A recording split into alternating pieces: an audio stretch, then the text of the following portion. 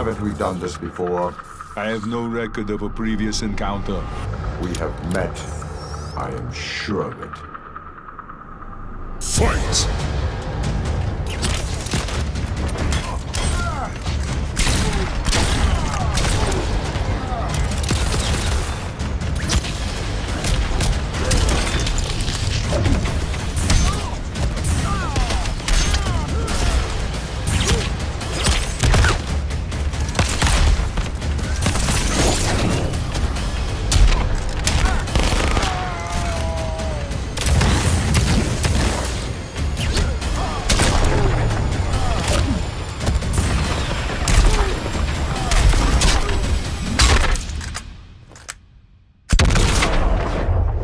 Get over here.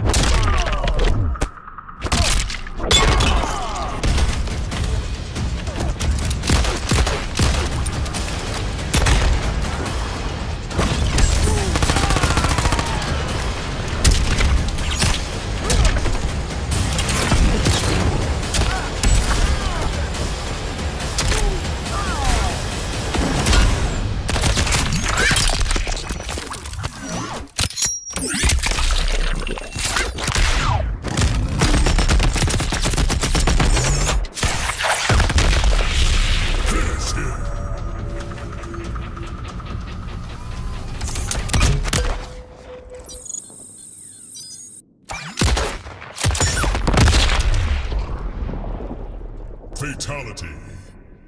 RoboCop wins. You are coming with me.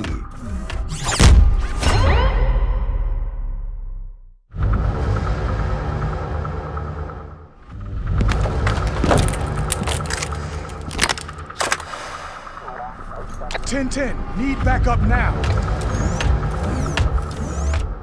You are a machine. I identify as human. Then you choose termination. Fight!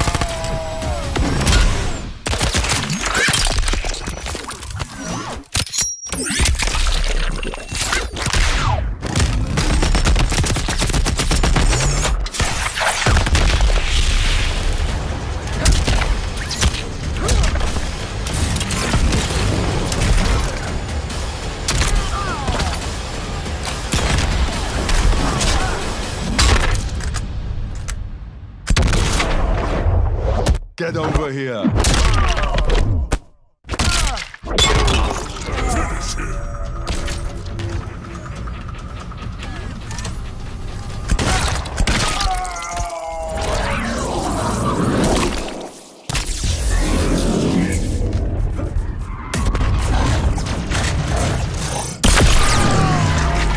Fatality. The Terminator wins.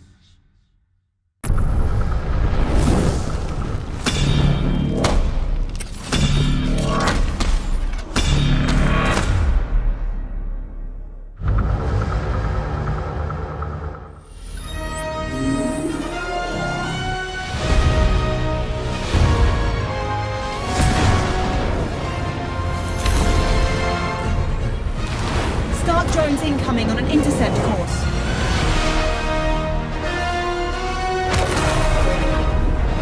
Sir, hostiles inbound, 10 o'clock. Time for the hero thing. He's been gone a while, and he's back. Meet Fujin, god of wind and protector of Earthrealm. Don't be fooled by his lustrous locks and Boy Scout attitude. Raiden's baby bro means business. His especially when it comes to kicking ass on behalf of us mere mortals. Veronica, Shang Tsung, you better watch out, because my boy Fujin's coming to rock them like a hurricane.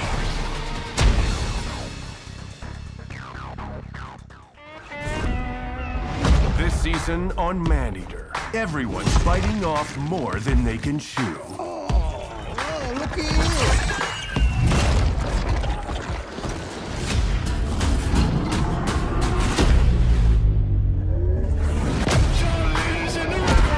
The depths will be discovered. The food chain will be disrupted. And the drama will get deadly.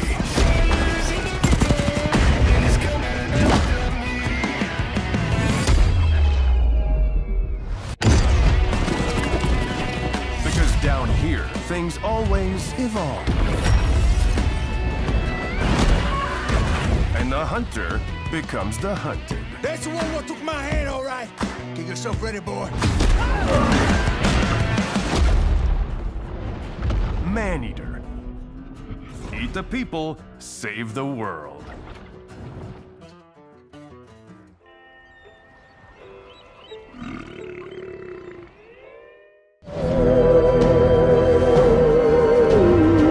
Attention, Earth creatures. This planet is now part of the Furon Empire. Your benevolent masters welcome you.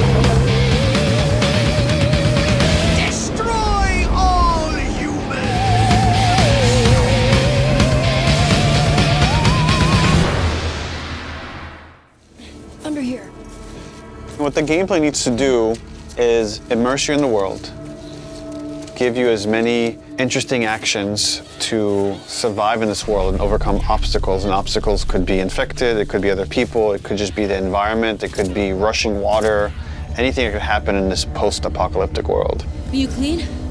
Yeah. But more than anything, it needs to put you in Ellie's shoes, that you're experiencing what Ellie's experiencing, making you feel what she feels. Because the more we do that, the more the emotional beats of the story work for us, and the more they work for us in this very unique way that only works in video games.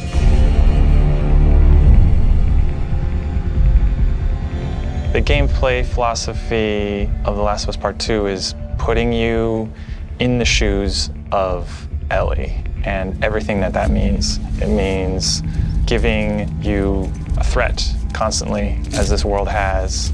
It means giving you the hard choices. Because this game takes place in such a hostile universe and our characters are pushed to do really difficult things, we want to put you in alignment with those choices. We want you to understand how hard certain decisions were for these characters, because they're hard for you. I would say the overarching philosophy of how we approached designing the game mechanically is how can we take things to the next level. Everything kind of comes out of the story. And how do we do it through systems? So one is you have to feel the pressure of survival. Survive by the skin of my teeth. How do I use all this scrap around me? Any kind of bullet, any kind of rag, any kind of bottle of alcohol. How do we give you that sense of being a survivor in this world?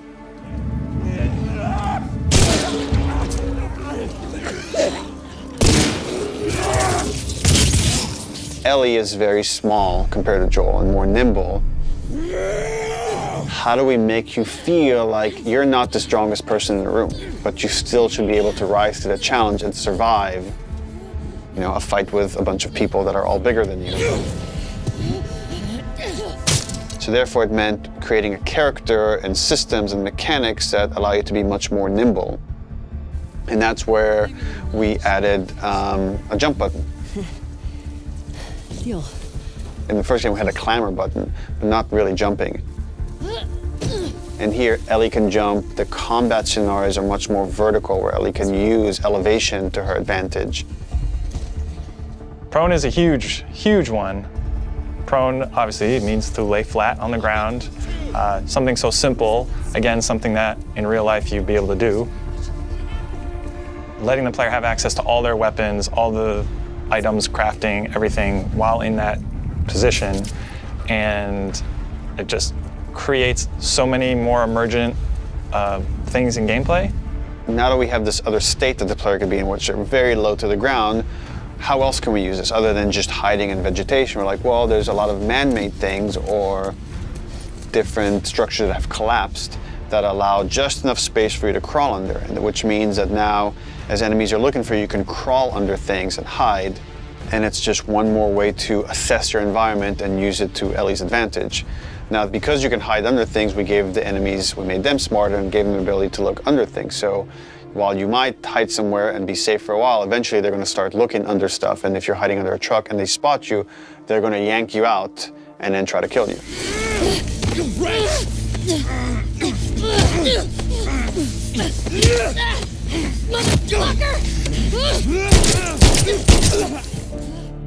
Dodging is a big one, because now with dodge, anytime you're in a scuffle, you have a chance to get away. You have a chance to counterattack. It lets escape be an option as well. Sometimes you just gotta run. And that is another part of this world, which is sometimes the threat is so overpowering that you just have to get away. When you are partially hidden, or you're in grass, that means people from afar can't see you, but people from closer can kind of see you. They will eventually acquire you. You're not completely hidden when you're in grass. She went into the grass.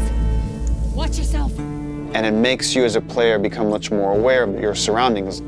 Jump, prone, dodge, all these things feed into both exploration and combat, because it lets us expand the space. The size of spaces can be bigger, the intricacy of spaces can be more complex, and it still works exactly as you would expect.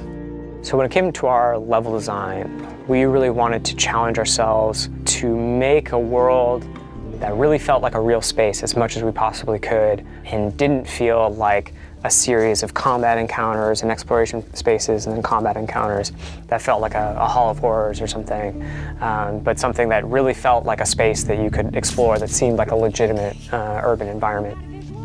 And that pushed us to make our level design even more open than it was in the first game, which for us at the time was pretty open. In this game, we've gone so far in making the level design open that there are actually entire story moments, entire combat encounters, like full scripted sequences that you may completely miss.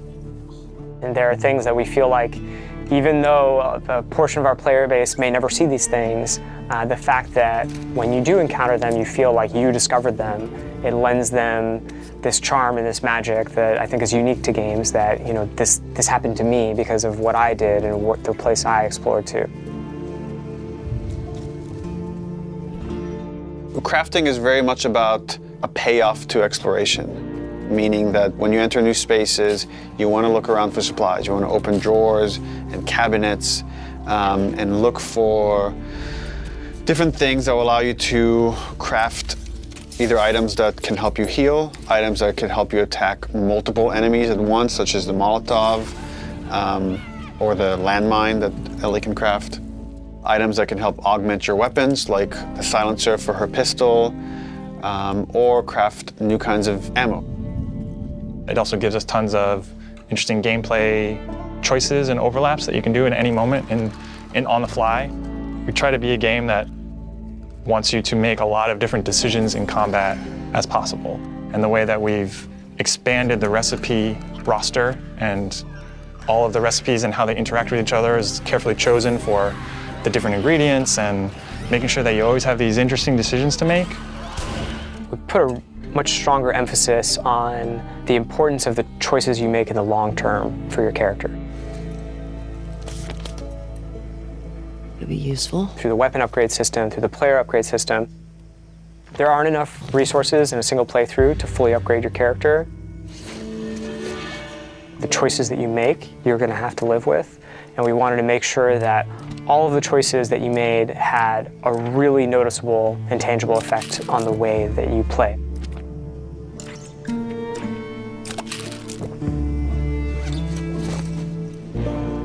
You feel a greater kinship with Ellie because you are living with decisions that you've already made. Like you are continuing this through line of her journey through this world, and the moment-to-moment gameplay is influenced by that in a way that we haven't before. The realization that your choices have these long-term consequences is very much like the nature of the narrative of the game. And I'm happy that the mechanics are supporting that.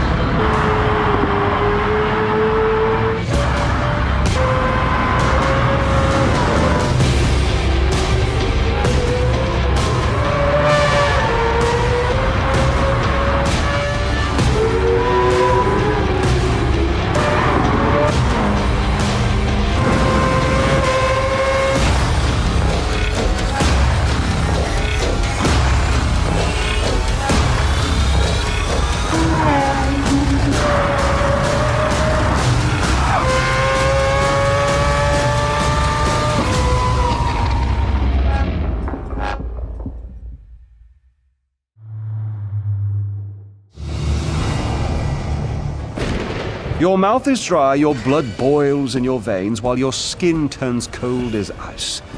Your body does not accept the blessing for what it is. I wonder, will you embrace it, or will you fight it?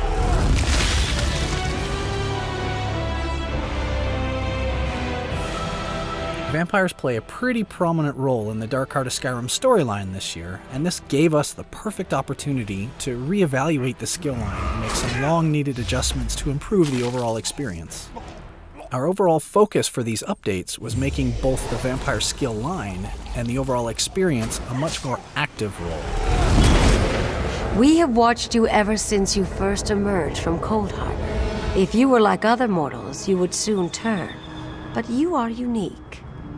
The way you become a vampire in ESO hasn't changed. You can either get bitten by certain rare spawn NPCs in the world, or bitten by other players who are vampires.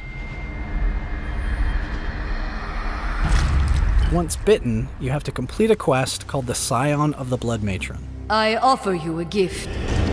Relish this new life I have given you. Feed and grow powerful. Feeding plays a much larger role in being a vampire.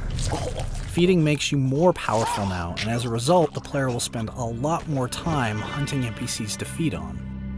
Vampires have been fully integrated into the justice system. This means that NPCs will react to overt vampiric actions and abilities. Keep those fangs to yourself! Kind preserve us. A vampire! So, like the Necromancer, if you show your vampire abilities near citizens, you will incur a bounty and the guards will be called on you. With time and experience, you will master all the vampiric arts. You will command an array of abilities. Some let you influence the mind of the weak, others let you wrench their life away. All inspire a terror no mortal heart can bear. With the skill line rework, we focused heavily on what it means to be a vampire. Blood, elusiveness, aggression, and power are the primary gameplay concepts that really define the overall experience. Blood Frenzy is a really great example of a new skill that was added. It ticks all the boxes of what it means to be a vampire. It's a toggled skill that when active increases your damage, but also drains your health, so you're trading health for power, and that feels very, very vampiric. A handful of greater vampires lay claim to a twisted shape, gifted to them by the Defiler. Why should my children not possess such horror-wrought strength? In you, we shall see this form perfected.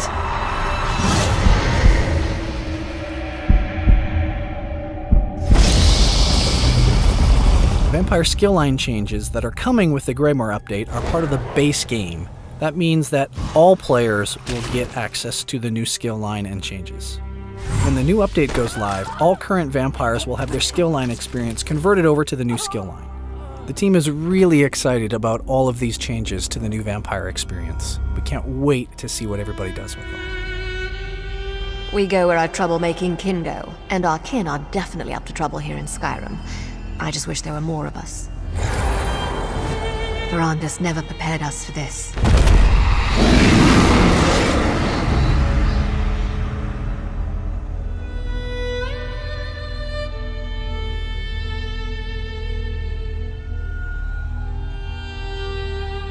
Finally, back home in beautiful Evergreen. Harbor? What happened to this place? Do they actually like living like this? You go to university for a few years and the whole town falls in love with trash.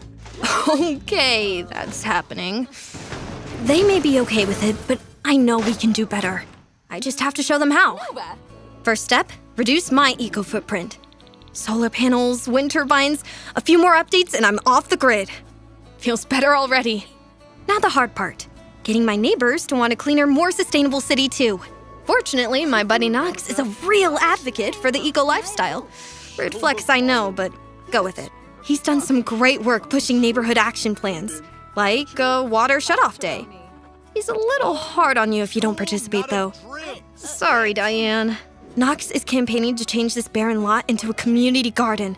He's got big dreams of growing sustainable food, like vertical gardens that take less space to grow more, or harvesting insects for a crunchy alternative to meat. But it's not up to him. It's up to the people. And it looks like they voted for a community makerspace. He'll get over it. A makerspace is great. We don't have to throw away everything just because we don't want it anymore. Upcycle it. I love me some homegrown, ultra-organic, fresh farm-to-table fizzy juice. And these hand-dipped artisan candles are selling faster than they burn. All these makers have gotten the attention of the local entrepreneur, Bess. She's asking others to invest in her next big venture. Bess works from home as a civil designer. She invents products that help move the world toward a brighter future. She recycles found objects for parts and then uses this awesome fabricator to make them. This thing is fire! I gotta try it!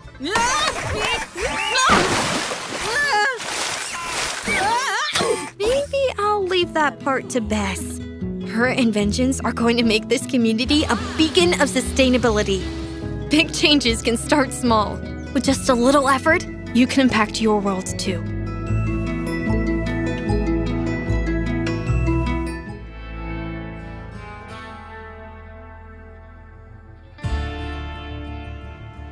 Desperados 3 is a real-time tactical stealth game. In this prequel to the beloved Desperados franchise, you will lead your gang on a glorious Wild West adventure and visit many iconic places like the forbidding mountains of Colorado, the bug-infested swamps of Louisiana, and the windswept deserts of Mexico. You will also get to experience the origin story of John Cooper and the rest of his gang. Now, let me make the introductions. The leader of the group is Cooper, a drifter and gunslinger who can kill quietly with a knife or take out multiple foes with his 2 revolvers. Strongman Hector carries a giant bear trap and can slay the toughest opponents with his trusty axe. Doc McCoy, cold-blooded bounty hunter, likes to be methodical, using lures, knockout gas, and his buntline special to take out his enemies from a distance without making much noise. Kate can fool the enemy with the right outfit and kill discreetly with her hidden gun. Isabel uses jinxes and poison darts to manipulate and control the enemy's minds. And there are a lot of enemies. In Desperados 3, you are always outnumbered, but you will quickly learn to read situations. By displaying the view cone of your enemy, you can check precisely what they can see. By crouching, the dark area can be passed through safely. But if you stand up or enter the bright area of the view cone, the enemy will start to detect you.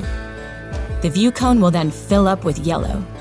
If you manage to escape in time, they won't see you, and everything will be fine. But when the view cone turns red, things will get hot. The enemy will call for help, triggering the alarm, which means everybody in the area will start hunting you. And as if this wasn't enough, the alarm also triggers reinforcements who will come rushing out of guardhouses. If you manage to hide from the hunting party, the search will stop after a while, but the reinforcements will stay and patrol the area.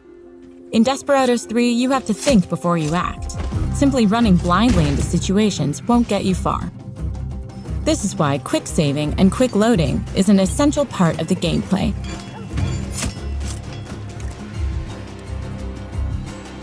It gives you the opportunity to try out different strategies when approaching the enemy. But now, let's see how we can use our gang's skills to show the enemy who's boss. Whenever you encounter a new group of bad guys, placing your gang in safe observation spots saves you from being surprised by patrols.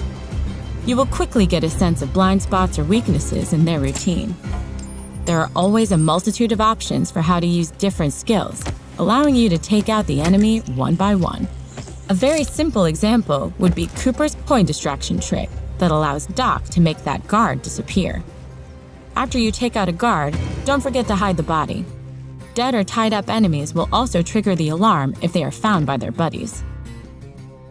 There are many ways to get rid of your victims, like dragging them into bushes, throwing them down cliffs, leaving them in shallow water, or hiding them in a wardrobe.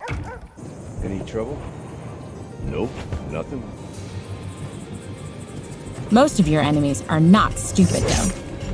Patrols will start looking for missing friends. Are you hiding from me? Poncho guards are smarter and more disciplined, so they cannot be fooled that easily. Guard dogs may have a shorter view cone, but they will sniff you out even in the best hiding places. And the elite longcoats only fall victim to the most sophisticated plans. Or Hector's huge axe. Another great way to take out your enemies without raising the alarm is to utilize environmental hazards. Smash your enemies with a loaded crane. Make them jump on the love train. Or give them a free ride in a minecart. If an enemy gets killed by accident while his friends are watching, they won't raise the alarm, since they don't suspect that you caused it. You can also choose to go full stealth and succeed without killing anyone at all. By using your knockout and tie-up skills, you can complete most missions without a single murder. But if you decide to permanently rid a whole town of bad guys, that's fine too. Should you run out of patience with one of the more brutal puzzles, you can turn the game into a tactical shooter. If you play it smart, you can get loud and use your guns to fight your enemies. Just make sure you keep an eye on your ammunition and the cooldown time of your skills. And there's one more thing you'll need. When you activate Showdown mode, the whole game pauses. This gives you time to react if something didn't go as planned. Showdown mode is your best friend if you want to get everything out of Desperados 3. Instead of loading a save game, you now have the means to get through hairy situations even when the alarm has already been raised. And if you think pausing the game is too lily-livered for you, you can turn it off in the options menu. More often, you will use Showdown mode for planning complex actions. You can give each of your gang members a distinct command, which they will then execute simultaneously. This gives you the opportunity to take down multiple enemies at once, even when they watch each other closely. That said, you can also use Showdown mode to elevate your gun skills to the next level. Here, you can combine the pause feature with the planning feature so you can play out tactical shootouts.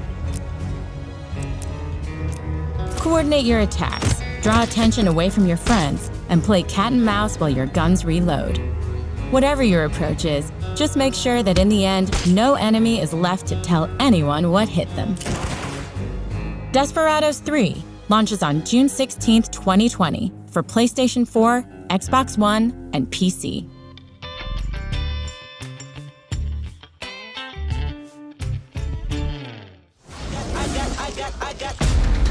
Sorcerer. We're in uncharted territory. We've changed this timeline for good. Let us join the armies massing at the Sea of Blood. They are unaware of our army's full strength. We will unleash hell. Social DNA. Without the crown, there can be no new era. Our time for preparation is over. It